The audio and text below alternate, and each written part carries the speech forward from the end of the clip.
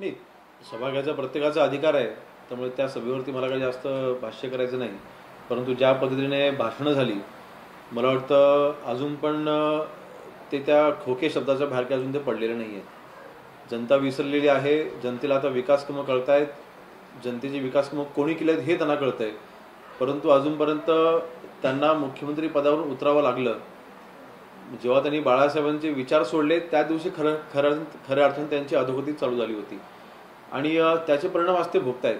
आणि म्हणून ह्या सभेने अशाने काही निवडणुका जिंकता येत नसतात. त्यासाठी जनतेची विकास कामं करावी लागतात आणि ती विकास कामं आज मी करतोय.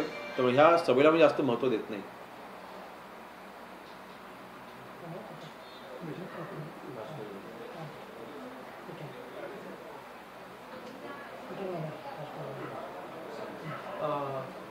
धनशक्तीच्या विरुद्ध जनशक्ती जिंकेल असं भास्कर जाधव व्यक्तीने म्हणाले, काय उत्तर असेल नेमकं? नाही बघा, धनशक्ती वापरली जाणार असं फक्त प्रोपगंडा पसरवायचा आणि स्वतःच्या मतदारसंघामध्ये वाळू माफियांना तिथे रोज हप्त्याआधी फोन करायचा, ही आमची सवय नाही आहे. आणि म्हणून मला वाटतं भास्करजी जे काही म्हणतायत तो विषय त्यांच्यापर्यंत सीमित आहे. परंतु त्यांना आज आमच्या मतदारसंघामध्ये कोणी ओळखते नाही आणि कोणी त्यांच्या बोलण्यावरती महत्त्व देखील देत नाही. फक्त भाषणं गाजवायचे, टाळ्या मिळवण्याकरता सभा करायच्या, ह्या सवयी फक्त त्यांच्यात असतील. परंतु आज आमच्या मतदारसंघामध्ये आम्ही 3,500 कोटीची विकासकामं आणलेली आहेत. जी विकासकामं उद्धव ठाकरे आम्हाला मंजूर करून देऊ शकले नाहीत, जी विकासकामं उद्धवजी मुख्यमंत्री असताना आम्हाला देऊ शकले नाहीत, परंतु एकनाथ शिंदे साहेबांनी असतील, फडणवीस साहेब असतील किंवा अजितदादा असतील, या तीनही नेत्यांनी महायुतीच्या मार्फत आम्हाला 3,500 कोटी माझ्या मतदारसंघामध्ये दिलेले आहेत आणि त्याच आधारावरती आम्ही निवडणूक जिंकणार आहोत. त्यामुळे धनशक्तीचा वापर करायची गरज आम्हाला नाही, करायची त्यांना असावी. ते असं म्हणाले की धनुष्यबाण चिन्हावरती बटन दाबणं म्हणजे चोरांच्या साक्षीदार होणं. जे धनुष्यबाण वंदनीय बाळासाहेबांनी शिवसैनिकांच्या हातामध्ये दिलं, मला वाटतं भास्कर जाधवांसारख्या व्यक्तीने देखील धनुष्यबाणावरती निवडणुका लढलेल्या आहेत. शिवसेनेच्या वतीने निवडणुका लढत असताना त्यांनी देखील धनुष्यबाण ह्या चिन्हावर त्यांनी केलेला आहे. प्रभू श्री रामचंद्रांचा धनुष्यबाण असं वंदनीय बाळासाहेब म्हणायचे. मग त्या धनुष्यबाणाचा हा खरं तर अपमान आहे. आणि अशा पद्धतीने धनुष्यबाण म्हणजे चोर ही अशी उपमा देणं म्हणजे बाळासाहेबांचा अपमान आहे. आणि वंदनीय बाळासाहेबांचा अपमान केल्यानंतर काय घडतं कोकणामध्ये हे त्यांना 23 तारखेला समजेल. सर, असं पण आदित्य ठाकरे असं म्हणत की हिंदुत्वासाठी राम आणि हाताला काम. नाही बघा, जेव्हा श्रीराम मंदिराचं उद्घाटन झालं अयोध्येमध्ये, ठाकरे कुटुंब गेलं नाही, निमंत्रण देऊन देखील गेले नाही. म्हणजे वंदनीय बाळासाहेबांचे चिरंजीव राम मंदिराच्या उद्घाटनाला जाऊ शकत नाहीत. ह्याच्यापेक्षा दुर्दैव कुठल्या जगामध्ये कुठला हिंदुत्ववादी कुठल्या संघटनेचा किंवा कुठल्या व्यक्ती जर असेल. आणि म्हणून फक्त एक नरेटिव्ह स्प्रेड करायचा की खोटं नरेटिव्ह सेट करायचं की महाराष्ट्रामधनं उद्योग गेले. माझ्याच मतदारसंघामध्ये असलेली आम्ही आणलेली कोकोकोला कंपनी उद्धव ठाकरे मुख्यमंत्री असताना त्यांना 40 एकरची जागा द्यायला 2.5 वर्ष का लागली किंवा 2.5 वर्ष त्यांनी त्यांना जागा का दिली नाही, ह्याचं उत्तर आदित्यजींनी आज खेड दापोलीमध्ये येऊन द्यायला हवं होतं. त्याच्यावरती बोलण्यापेक्षा महाराष्ट्रामध्ये जे उद्योग बाहेर जात आहे ह्याच्यावरती तुम्ही भाष्य करताय. तुमच्या कालावधीमध्ये कोकोकोलासारखी कंपनी 2.5 वर्ष रखडली होती. प्लांटचं काम चालू होत नव्हतं. मग त्याला देखील कारणीभूत तुमचेच मंत्री होते. आणि शिंदेसाहेब जेव्हा मुख्यमंत्री झाले, उदय सामंत साहेब जेव्हा तिथे उद्योगमंत्री झाले, 2.5 वर्षाचा प्रश्न आम्ही 2.5 महिन्यामध्ये मिटवला. जी जागा त्यांना 2.5 वर्ष तुम्ही देऊ शकलात नाही, ती जागा मी त्यांना 2.5 महिन्यामध्ये दिली. मग कोकोकोला सारखा आंतरराष्ट्रीय ब्रँड आम्ही कोकणामध्ये आणला. मग ते अपयश नक्की कोणाचं? आणि मग स्वतःचं ठेवायचं झाकून आणि दुसऱ्याचं वाकायचं वाकून, मला वाटतं ही नीती आपल्याला सोडावी. महाराष्ट्र जनतेला सत्य कळलेलं आहे. महाराष्ट्र हा आंतरराष्ट्रीय गुंतवणुकीमध्ये संबंध देशामध्ये 1 नंबरला आहे. सर्वात जास्त इन्व्हेस्टमेंट ही महाराष्ट्रामध्ये आलेली आहे. आज महाराष्ट्र 1 नंबरला आहे. आणि म्हणून मला वाटतं त्यांच्या वक्तव्यावरती जनता कुणाचा विश्वास ठेवणार नाही. आज तरुण आमचा खुश आहे. होय, 100% बेरोजगारी दूर झाली असं म्हणणार नाही, परंतु शासकीय भरती करून आजपर्यंत महाराष्ट्राच्या इतिहासामध्ये सर्वात जास्त शासकीय नोकर भरती आमच्या महायुतीच्या या सरकारने केलेली आहे. मागच्या 2.5 वर्षामध्ये ती कोणीच केली नव्हती. पण तरुणांना न्याय द्यायचं काम हे आमच्या सरकारने केलेलं आहे. या सरकारच्या काळामध्ये मोठे प्रकल्प जे आहेत ते गुजरातला गेले असा आरोप देखील आदित्य ठाकरे यांनी केला. अहो, त्यांच्या कालावधीमध्ये किती प्रकल्प आले ह्याच्यात त्यांनी व्हाईट पेपर काढावा, त्यांनी सांगावं ना. मग उद्धव ठाकरे मुख्यमंत्री असताना महाराष्ट्रामध्ये किती प्रकल्प आले? एखादं बघा, शेवटी प्रत्येक राज्यामध्ये कॉम्पिटिशन असतं. दर राज्य आमच्याकडे उद्योग आले पाहिजेत असे प्रयत्न करत असतात. एखादा प्रकल्प गेला म्हणून काही आलेले 10 प्रकल्प तुम्ही त्याला इग्नोर करू शकत नाही, त्याला तुम्ही डावलू शकत नाही. मग चर्चा फक्त एकच उद्योग गेल्याची करायची आणि 10 उद्योग जे आले त्याची चर्चा करायची नाही, हा दुटप्पीपणा आहे, हे राजकारण आहे.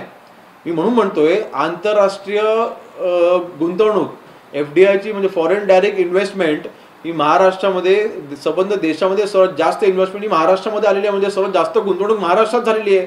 हे कधी होतं? ज्या वेळेला गुंतवणूकदारांना कळतं की हे ते स्थिर सरकार आहे, आमची केलेली इन्व्हेस्टमेंट ही पुढे अडकणार नाही. म्हणून मला वाटतं उद्योजक वर्गामध्ये देखील आणि तरुण वर्गामध्ये देखील महायुतीच्या बाबतीमध्ये सकारात्मक वातावरण आहे आणि नक्कीच त्याचा परिणाम येणाऱ्या 23 तारखेच्या निकालामध्ये आपल्याला दिसेल. तर विनोद तावडे असं म्हणतात की येणाऱ्या विधानसभा निवडणुकीमध्ये भाजप सर्वात मोठा पक्ष असेल, 110 जागा त्याला मिळतील. ज्या खालोखाल शिंदे गटाला जवळपास 50 जागा, तर राष्ट्रवादीला जवळपास 20 ते 25 ते 30 जागा मिळतील. कसं बघता येईल? नाही बघा, जो काही सर्वे रिपोर्ट आलाय तो मला वाटतं आजच्या तारखेपासून 4 दिवस अगोदरच आहे, बरोबर की नाही? म्हणजे 12 दिवस आम्हाला अजून मिळालेले आहेत. मग ह्या 12 दिवसामध्ये बरंच काही चित्र बदलू शकतं ना. मग उद्धव ठाकरे मुख्यमंत्री असताना किती 54 आमदार होते, 56 आमदार होते. उद्धव ठाकरे ज्यावेळेला आमचं नेतृत्व करत होते त्यावेळेला 56 आमदार होते आणि आजचं 12 दिवस बाकी असताना जर का आम्ही 50 पर्यंत पोहोचलेलो असू म्हणजे आम्ही 100% 65चा आकडा आम्ही गाठतोय आणि सामान्य अजितदादा देखील 35 आकड्याचं 100% पुढे जात आहेत. इतकं चांगलं वातावरण महाराष्ट्रामध्ये आहे. बघा, शेवटी महायुतीमध्ये कोण मोठा पक्ष आहे, कोण लहान पक्ष आहे, कोण मध्यम पक्ष आहे, ह्यापेक्षा आज आम्ही तिन्ही पक्ष एकत्र आहोत ह्याला आम्ही जास्त महत्त्व देतो. आज शिवसेना, भाजप असेल, राष्ट्रवादी असेल आणि RPI असेल, आम्ही 4ही पक्ष महाराष्ट्रामध्ये मजबूतीने उभे आहोत आणि म्हणून कोण मोठा कोण लहान ह्याला आम्ही जास्त महत्त्व देत नाही. आमच्या सर्वांच्या सीटा महायुतीचे सगळे उमेदवार निवडून आले पाहिजेत ह्यासाठी महायुतीचे आम्ही सर्व कार्यकर्ते आम्ही प्रयत्नशील आहोत. मुख्यमंत्र्यांचा दौरा या ठिकाणी होतो आहे, तो किती तारखेला होणार? नेमकी 16 तारखेला सन्माननीय शिंदे साहेबांचा कोकणचा दौरा आहे. 12 वाजता दापोली मतदारसंघाचा मेळावा होणार आहे, 2 वाजता गुहागर मतदारसंघाचा मेळावा होणार आहे, 4 वाजता राजापूर मतदारसंघाचा मेळावा होणार आहे आणि नंतर मग मला वाटतं संध्याकाळी त्यानंतर सावंतवाडीमध्ये तिथे सन्माननीय शिंदे साहेबांचे माहितीचे मेळावे आहेत. आणि दापोली मतदारसंघामधल्या मेळाव्याला सन्माननीय एकनाथ शिंदे साहेब तर आहेतच, सन्माननीय रामदासभाई आहेत, सन्माननीय सुनीलजी तटकरे साहेब आहेत आणि प्रयत्न चाललेत की रवींद्र चव्हाण देखील हवेत, परंतु त्यांचा ऑलरेडी बिझी शेड्यूल आहे. परंतु महायुती म्हणून ह्या सभा या सन्माननीय शिंदे साहेब येत्या 16 तारखेला कोकणामध्ये घेणार आहेत. असं म्हणाले होते सभेमध्ये की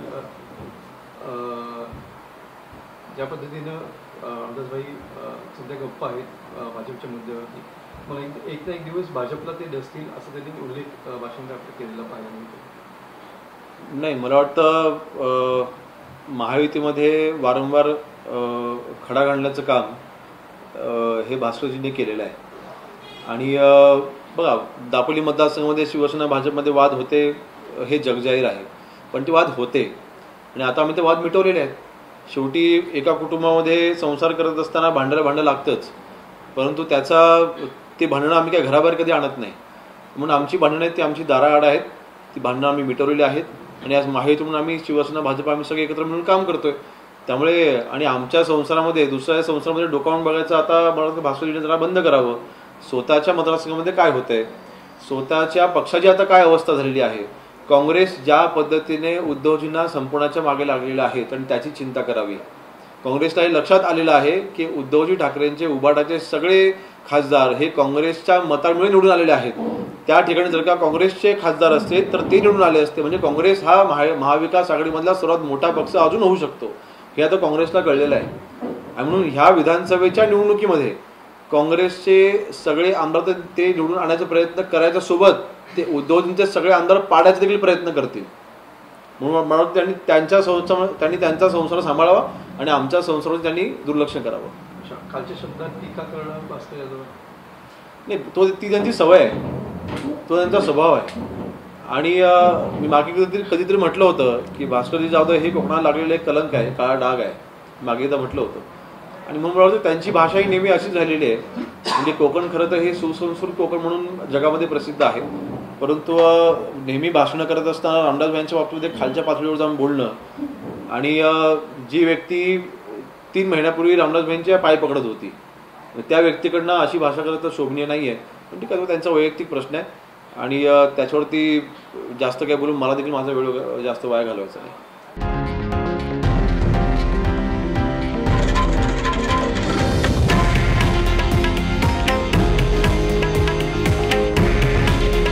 हे आहे देशातील नंबर 1 न्यूज नेटवर्क आणि आपण पाहत आहात TV9 मराठी.